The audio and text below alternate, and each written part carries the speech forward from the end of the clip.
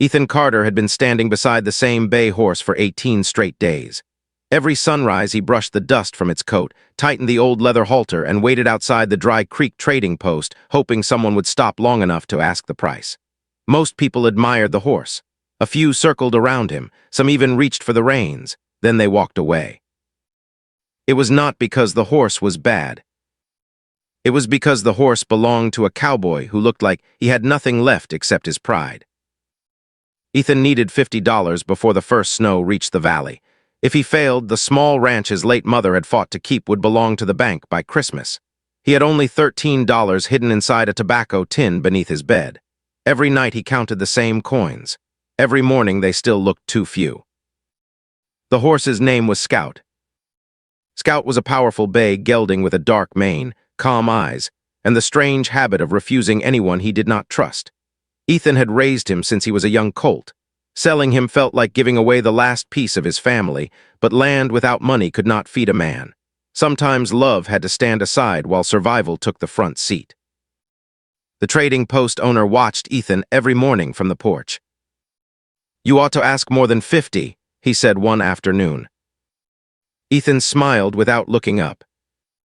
"If I asked what he's worth, nobody around here could buy him." 3 more days passed. 2 ranchers tried riding Scout. One lasted less than a minute before Scout planted all 4 feet in the dirt and refused to move another inch.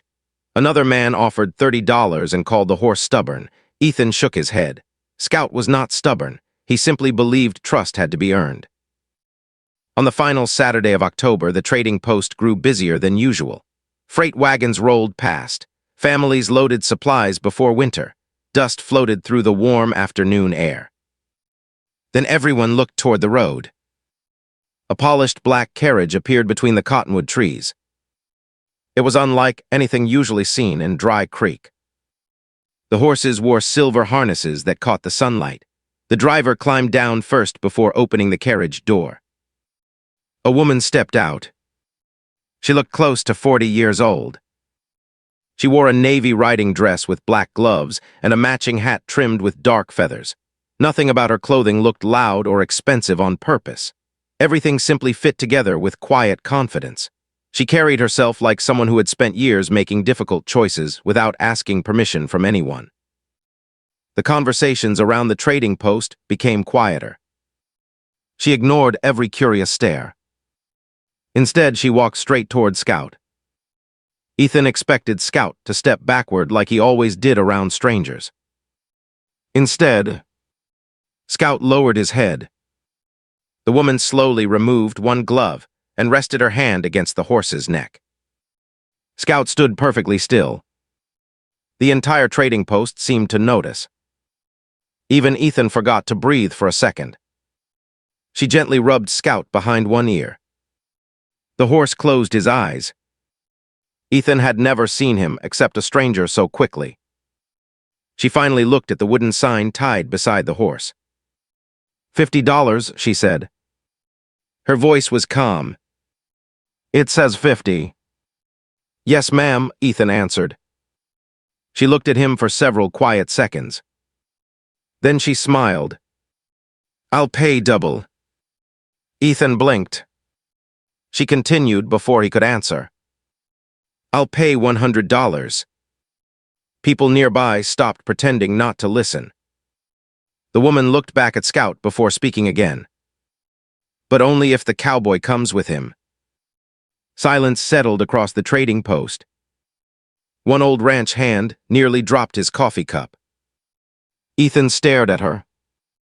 "I'm sorry, ma'am. I don't need only the horse." She nodded toward Scout. "I need the man this horse already trusts." Ethan searched her face for some kind of joke. There was none. "My ranch has 23 horses," she continued. "Most are valuable breeding stock. Several have become difficult during the last year. Every trainer I've hired sees only money. None of them see the horses." She rested her hand on Scout again. "You do?" Ethan looked at Scout. Then back at her. "I can't leave forever. I'm asking for 1 month." She spoke as though the decision was simple. $100 for Scout. A full month's wages for you. Food, a room, and transportation back home if you wish to leave afterward. The numbers echoed inside Ethan's head. $100. It was enough to save the ranch. Enough to pay the bank. Enough to buy seed before spring. Enough to breathe again. What ranch? He finally asked. Silver Ridge. Several people nearby exchanged surprised looks. Everyone in the county knew the Silver Ridge Ranch. Thousands of acres. Prize horses.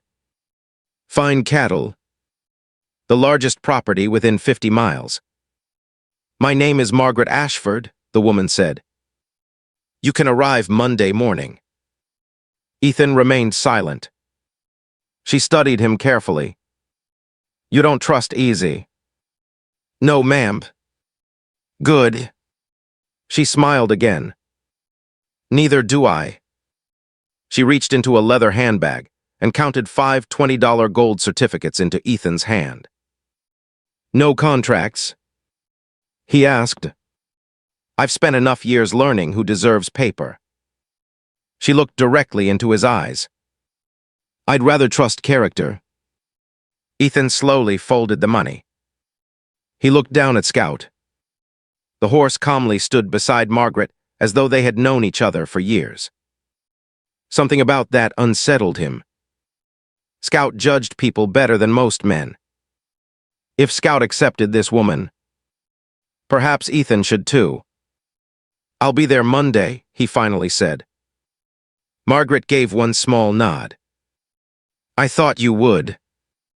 She climbed back into the carriage. The horses started forward. Scout watched until the carriage disappeared beyond the trees. Only then did he quietly breathe through his nose. Ethan rubbed the horse's neck. Well, partner, he whispered. I've got a feeling we just rode into something a whole lot bigger than selling a horse. Margaret Ashford's carriage disappeared into the dusty road, but Ethan Carter remained standing beside the trading post long after the sound of the wheels had faded. The 5 gold certificates felt heavier than money inside his pocket. They carried relief, hope, and questions he could not answer. He had come expecting to lose his horse forever. Instead, he had somehow sold Scout and accepted a month's work at the biggest ranch in the county. The trading post owner walked over and folded his arms. You know who that was? Ethan nodded slowly. I know the name.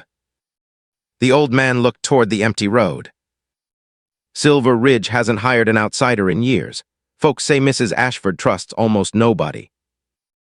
Ethan looked down at Scout. I guess she trusts him. The old man smiled. No. He pointed toward Ethan. I think she trusts you. Monday morning arrived beneath a sky washed clean by the cold autumn wind. Ethan packed everything he owned into one worn saddlebag, 2 extra shirts, his mother's old Bible, a pocket knife that had belonged to his father. Nothing else seemed important enough to carry. Silver Ridge Ranch stood nearly 15 miles north of Dry Creek. The ranch appeared long before Ethan reached the front gate. Rolling grassland stretched farther than he could see. Hundreds of cattle grazed across fenced pastures. The barns were painted fresh red. Windmills turned lazily above deep wells. Stable buildings lined one side of the property like a small town built only for horses. Everything looked orderly. Everything looked expensive. A ranch hand opened the front gate before Ethan even asked. They're expecting you. He pointed toward the largest stable. The foreman is waiting. Inside the stable stood a tall man with silver hair neatly combed beneath a black hat. He looked about 50 years old. His clothes were spotless despite the stable dust. His eyes measured Ethan the same way a banker measured unpaid debt. You must be Ethan Carter. Yes, sir. I'm Richard Holloway.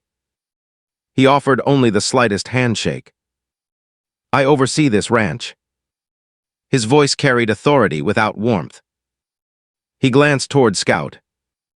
So that's the famous horse. Ethan quietly nodded. Richard slowly circled Scout before stopping. Mrs. Ashford paid twice the asking price. She did.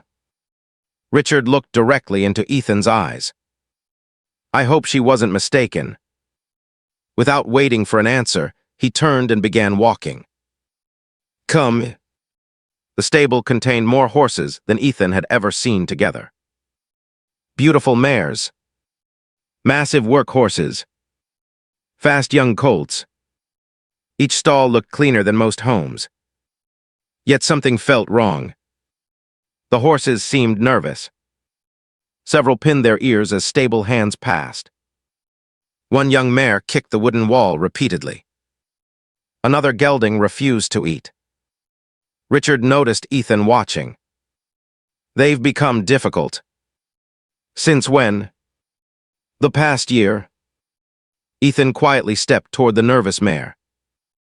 He didn't touch her immediately. Instead, he stood beside the stall without speaking. After nearly a minute, the mare slowly stopped kicking. Her breathing eased. Only then did Ethan gently place one hand on her neck. The horse relaxed almost instantly. Richard frowned. Interesting. Ethan studied the mare's front legs. Who trims their hooves? The ranch farrier. Recently. 10 days ago. Ethan bent down. He carefully lifted one hoof. A small crack had begun spreading along the outer wall. Not serious. Not yet. But it would become serious soon. This needs attention. Richard looked surprised. Our farrier said she's perfectly healthy. He missed it. Richard said nothing. Instead, he walked away without another word.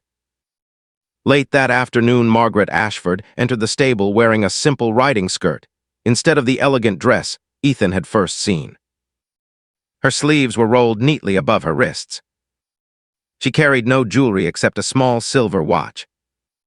She looked more like someone preparing for work than someone who owned 5,000 acres.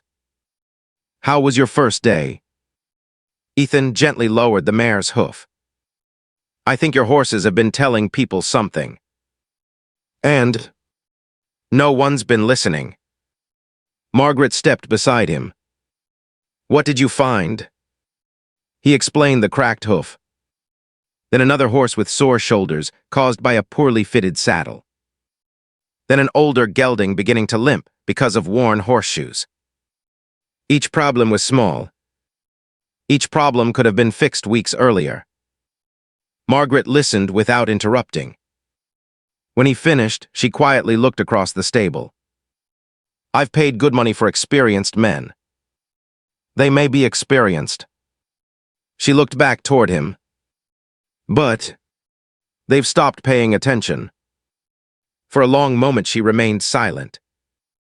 Then she smiled just enough for Ethan to notice. You sound exactly like my father. He raised horses. He believed animals tell the truth. She looked toward Scout.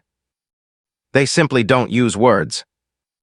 For the next several hours, they walked through every stable together. Margaret asked practical questions. Never too many. Never too few. She knew each horse by name. She remembered birthdays. Favorite feeds. Old injuries. Even which horses disliked thunderstorms. Ethan had expected a wealthy ranch owner. Instead, he found someone who genuinely loved every animal she owned. As the sun lowered beyond the western hills, they finally stopped beside Scout's stall. You were right, Margaret admitted quietly. I've been trusting reports instead of looking for myself. Ethan leaned against the wooden gate. Sometimes that's easy to do. Her eyes rested on him.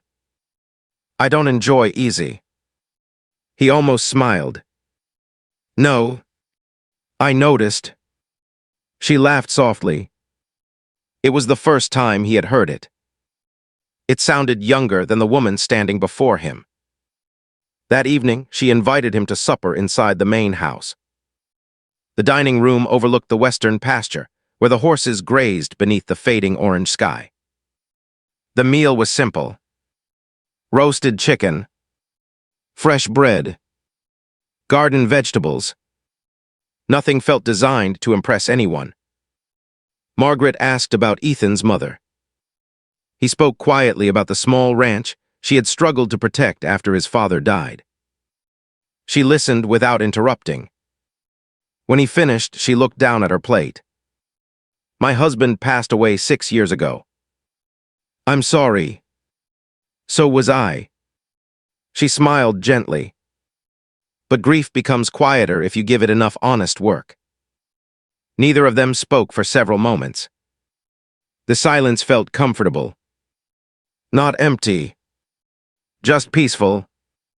During the second week, Ethan began learning how Silver Ridge truly operated. The ranch ran efficiently. Too efficiently. Every worker knew exactly where to be. Every fence had been repaired. Every pasture rotated on schedule. Everything appeared perfect. Until one afternoon. Ethan was helping an older cowboy named Ben move cattle toward the north pasture. Ben casually mentioned that 60 steers had been sold at the Prescott auction during the summer.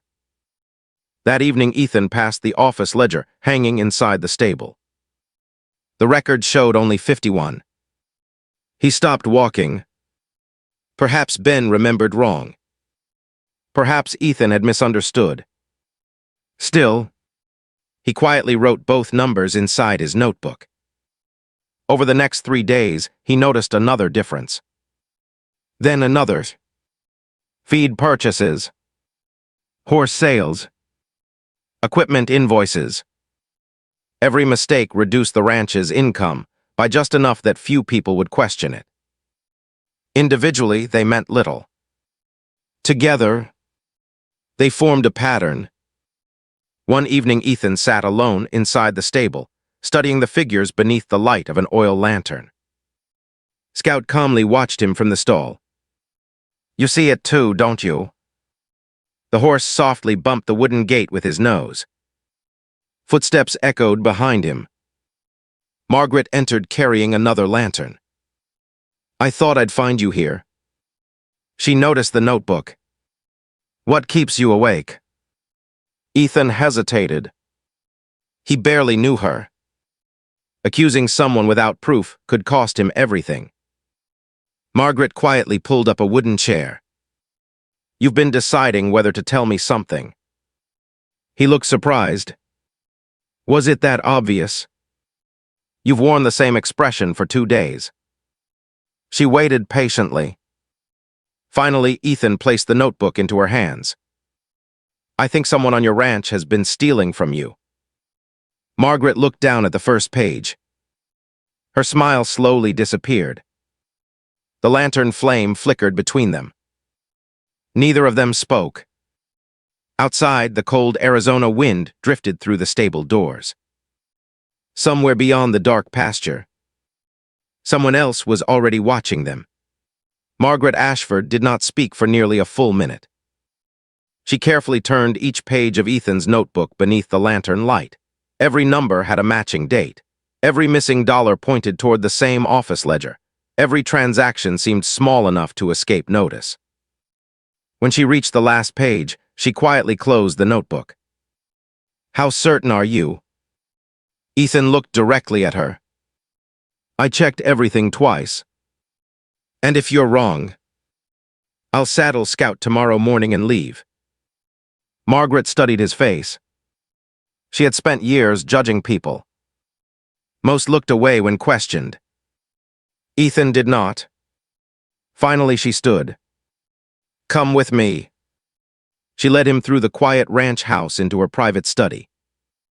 Unlike the large dining room, this room contained no decorations. Only books, ledgers, maps, and a large desk facing the window that overlooked the horse barns instead of the beautiful hills. She unlocked one cabinet and removed 3 accounting books. These are the official records. Ethan quietly compared them with his notebook. Within 15 minutes, another difference appeared. Then another. Then another. Margaret slowly lowered herself into her chair. I trusted him. She was not speaking to Ethan. She was speaking to herself. My husband hired Richard Holloway before he died. Ethan remained silent. I never questioned him. She looked out the window toward the stable. I thought loyalty lasted forever. It usually does. She looked back at him. And when it doesn't, it becomes expensive. For the first time that evening, Margaret smiled. A simple answer. My father liked simple answers. She closed the ledger. I'll send for an attorney from Tucson tomorrow. Ethan nodded. Don't let Richard know. I wasn't planning to. She looked at him carefully. Neither was I. The following morning, everything appeared normal. Richard Holloway walked across the ranch, giving orders exactly as he always had. Workers repaired fences. Cattle moved between pastures. Feed wagons rolled toward the barns. Nothing seemed different. Yet Ethan noticed something. Richard watched him far more often than before. Every conversation stopped when Ethan approached. Stable hands suddenly became nervous. By Thursday afternoon, Richard entered the stable alone. His boots echoed sharply across the wooden floor. You've settled in quickly. Ethan continued brushing Scout. I've been busy. So I hear. Richard folded his hands behind his back. Mrs. Ashford seems impressed. She knows her horses. Richard smiled politely. She knows very little about running a business. Ethan finally looked up. I disagree. Something cold passed through Richard's eyes. You've been here less than 2 weeks. Long enough. Richard stepped closer. Young men sometimes mistake kindness for importance. Ethan calmly rested the brush on the stall gate. I don't. Richard held his stare another moment before walking away. Scout snorted softly after he left. Ethan rubbed the horse's neck. I don't trust him either. 3 days later, 2 valuable mares disappeared before sunrise.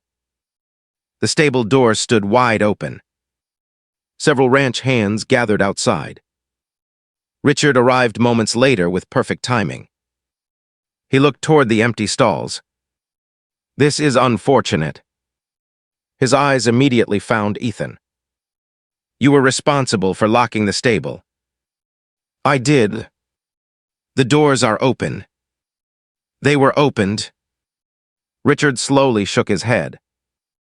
That's difficult to prove. Margaret arrived before either man spoke again. She looked first at the empty stalls, then at Ethan, finally at Richard. No accusations. Her voice remained calm. We find the horses first. Ethan already had Scout saddled. I'll track them. Richard frowned.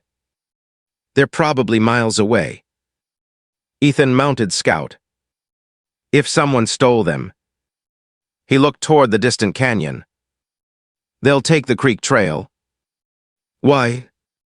Because horses always choose water. Scout galloped across the open pasture.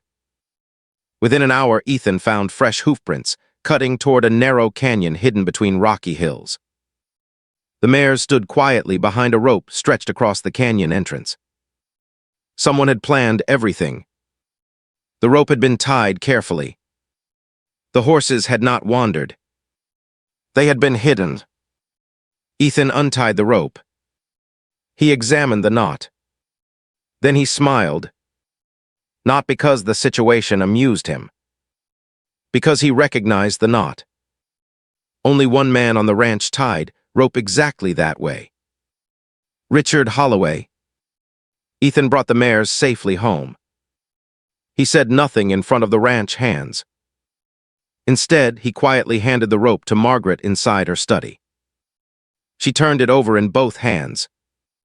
He wanted negligence, so it would look like my fault. Margaret nodded. The attorney arrives tomorrow. The attorney's name was Samuel Brooks. He reached Silver Ridge shortly after sunrise, carrying 2 leather cases full of legal papers. He spent nearly 5 hours reviewing ledgers, auction records, Ethan's notebook, and the rope recovered from the canyon. Several workers also gave statements. Each small detail supported the next. Nothing alone proved theft. Together, everything did. Richard Holloway entered the study at 2 o'clock, believing it was another routine meeting. He walked out just before sunset, looking 20 years older. Samuel Brooks left him only 2 choices: repay every stolen dollar and surrender every ranch record, or stand before a territorial judge. Richard signed. His hand shook while writing his own name. Before climbing into his wagon, he stopped beside Ethan. "You came here to sell a horse." "That's right. You should have sold him and gone home." Ethan looked steadily at him. "Maybe." Richard climbed into the wagon. "But then this ranch would have remained mine." "It never was." Richard said nothing more. His wagon disappeared down the long road. The ranch became strangely quiet, like a storm that had finally moved beyond the mountains. That evening, Margaret found Ethan inside Scout's stall. The horse calmly leaned against his shoulder. "It's over," she said. "I know.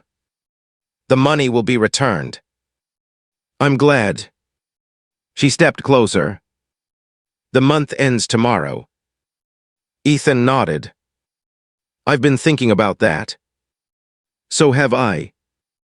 She rested one hand against Scout's neck, exactly the way she had the day they first met. "He trusted me before you did." Ethan smiled. "He has good judgment." "So do I." She looked directly into his eyes. "I don't want you to leave." He remained silent. "I don't mean as an employee." The stable became completely still. Even Scout seemed to stop moving. "I've spent 6 years running this ranch alone," Margaret said quietly. "I convinced myself work was enough." She slowly shook her head. "It wasn't." She looked at Ethan. "You never treated me like a wealthy widow.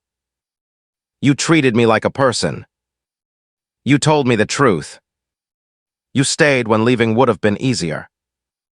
"I've learned something." Ethan waited. The right man isn't always the one people expect. He smiled gently. "I'm 27. I know. People will talk." Margaret laughed softly. "They've talked about me for years." She stepped one pace closer. "I stopped living for their opinions a long time ago." Ethan looked toward Scout. The horse quietly bumped his shoulder, almost as though giving permission. He looked back at Margaret. "I didn't come here looking for love." "I know.